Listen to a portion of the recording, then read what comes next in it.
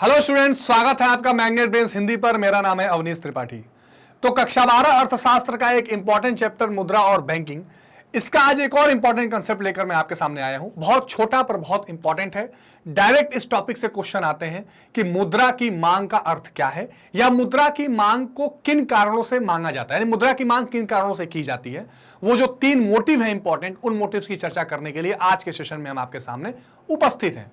एक बात का ध्यान रखना है स्टूडेंट्स कि मैग्नेट ब्रेन्स हिंदी एक ऐसा प्लेटफॉर्म है जहां पर आप घर बैठे बिना किसी पेड सब्सक्रिप्शन के निःशुल्क शिक्षा पा सकते हैं कक्षा 6 से 12 तक की। यानी आप किसी स्टेट बोर्ड से पढ़ाई कर रहे हो या आप सीबीएसई बोर्ड से पढ़ाई कर रहे हो, आपको बिना कोई पेड सब्सक्रिप्शन लिए आप घर बैठे आराम से पढ़ाई कर सकते हैं। ठीक है, तो इसी इंफॉर्मेशन के साथ स्टार्ट करते हैं मुद्रा की मांग, ये इंपॉर्टेंट टॉपिक।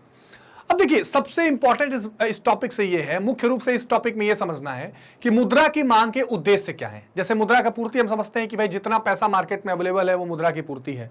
इसके हमने 4 सेक्शंस देखे, M1, M2, M3, M4।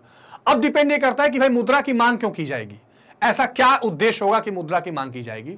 तो इसके प्रमुख रूप से 3 उद्देश्यों की चर्चा की गई है, जिसको एक एक करके हम समझने वाले हैं। सबसे पहले इसमें जो उद्देश्य आता है वो आता है ट्रांजैक्शन मोटिव का, जिसको हम कहते हैं सौदा उद्देश्य का। देखिए, जब हम मुद्रा का प्रादुर्भाव शुरू में देख रहे थे, जब हम वस्तु विनिमय प्रणाली देख रहे थे, तब भी मैंने आपको बताया, जब हम मुद्रा की डेफिनेशन कर रहे थे तो भी मैंने चर्चा की थी कि मुद्रा का मतलब या मुद्रा का कार्य यही है विनिमय का कार्य करना, यानी एक्सचेंज का काम करना। जिस चीज से आप विनिमय करते हैं, एक्सचेंज करते हैं, वस्तुओं का आदान प्रदान करते हैं, वो मुद्रा कहलाती है। यानी आप कुल मिला के ट्रांजेक्शंस करते हैं। जब कोई चीज खरीदते हैं, जब कोई चीज बेचते हैं, तो दिस इज ऑल ट्रांजेक्शन। तो सबसे पहले मोटिव या उद्देश्य मुद्रा का होता है सौदा का उद्देश्य या ट्रांजैक्शन का उद्देश्य, और इसीलिए मुद्रा की मांग सबसे पहले की जाती है। तो अच्छा, इसमें एक इंपॉर्टेंट बात यह भी है कि जो लोग होते हैं उनको आय हमेशा कुछ निश्चित दिन के बाद मिलती है, जैसे मंथ के बाद सैलरी आएगी, वीक के बाद सैलरी आएगी, लेकिन खर्चा उसको रोज करना है, इसलिए वो डिमांड करके अपने पास पैसे को रखेगा। तो ये इंपॉर्टेंट है। व्यक्ति को आय का एक निश्चित समयांतर के बाद मिलती है, जबकि व्यय उसको रोज करना पड़ता है। इसलिए व्यक्ति कुछ ना कुछ मुद्रा नकदी के रूप में रखता है, और जिससे वो अपनी आवश्यकताओं की पूर्ति कर सके, और इसलिए इस उद्देश्य से मुद्रा की मांग करता है। इस राशि में वह मासिक व्यय के भुगतान के लिए उसका आवश्यक हिस्सा नकदी के रूप में रखता है। इसके बाद कोई अधिशेष हो तो उसको बचत करता है, और कुल मिला के काम उसका क्या होता है कि वो सौदा करे, उसे ट्रांजेक्शन्स करे। जो भी उसको जरूरत होगी, जो आवश्यकता की पूर्ति करेगा, उसके लिए उसको ट्रांजेक्शन करना जरूरी है।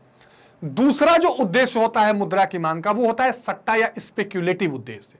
सट्टा उद्देश्य को तरलता अधिमान कहते हैं। यह उद्देश्य नकदी के रूप में मुद्रा की उस मांग को प्रदर्शित करता है जिसकी सहायता से बाजार में होने वाले ब्याज दरों के परिवर्तनों का लाभ उठाया जा सके। तो व्यक्ति क्या करता है, मुद्रा की मांग करके अपने पास रखता है कि भविष्य में अगर ज्यादा इंटरेस्ट मिलेगा तो हम ज्यादा पैसा देंगे, नहीं मिलेगा तो अपने पास रखेंगे।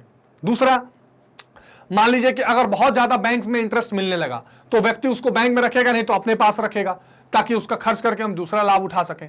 तो जो ब्याज दरों में ऊंच नीच होती है, उसका लाभ उठाकर फायदा कमाने का जो उद्देश्य है, उस उद्देश्य से अगर व्यक्ति मुद्रा की मांग करता है तो उसको सट्टा या स्पेक्युलेटिव मोटिव कहते हैं। ठीक है, स्पेकुलेशन मतलब क्या होता है, भविष्य का अनुमान लगाना, और अनुमान के हिसाब से अपने ट्रांजेक्शन को या अपने फायदे नुकसान को देखकर काम करना। तो ये बड़ा इंपॉर्टेंट है। यह लाभ बंध पत्र अथवा बॉन्ड के माध्यम से उठाया जा सकता है, तो ऐसा भी बॉन्ड का यूज करके भी ये लाभ उठाते हैं।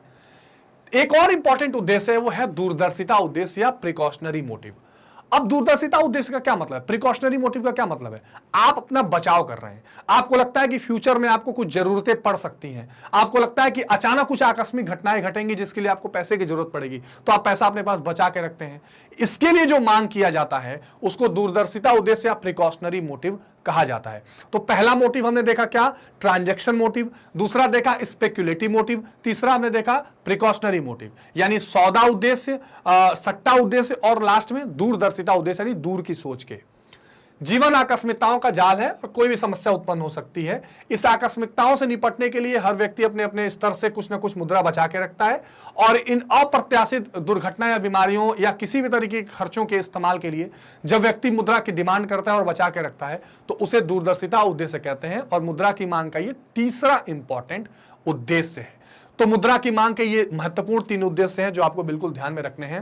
और आपसे कभी भी क्वेश्चन पूछते हैं तो ये क्वेश्चन आपसे अलग, चूंकि आया कई बार इसके बारे में पूछा गया है और क्वेश्चन उठते हैं, इसलिए ये मैंने सेशन लेके आपको ये बताना जरूरी समझा कि मुद्रा की मांग क्या है जब आप मुद्रा मांगते हैं और किस कारण से। तो उसके 3 मोटिव बताए गए हैं। पहला, डेली के ट्रांजैक्शंस करने के लिए। दूसरा, स्पेकुलेटिव यानी कि सौदा के लिए, सट्टे के लिए, जिससे आप लाभ कमा सकें ब्याज दरों में होने वाले परिवर्तन से। और तीसरा जो है दूरदर्शी उद्देश्य है, यानी भविष्य में आने वाले समस्याओं या दुर्घटनाओं या आने वाली खर्चों से बचने के लिए पहले ही पैसा बचा के रखना, यह आपका दूरदर्शी या कह सकते हैं उद्देश्य माना जाता है, ठीक है, या प्रिकॉशनरी मोटिव माना जाता है बचाव के लिए। तो आई होप कि मुद्रा के मांग के ये 3 उद्देश्य आपको ठीक से समझ में आए होंगे।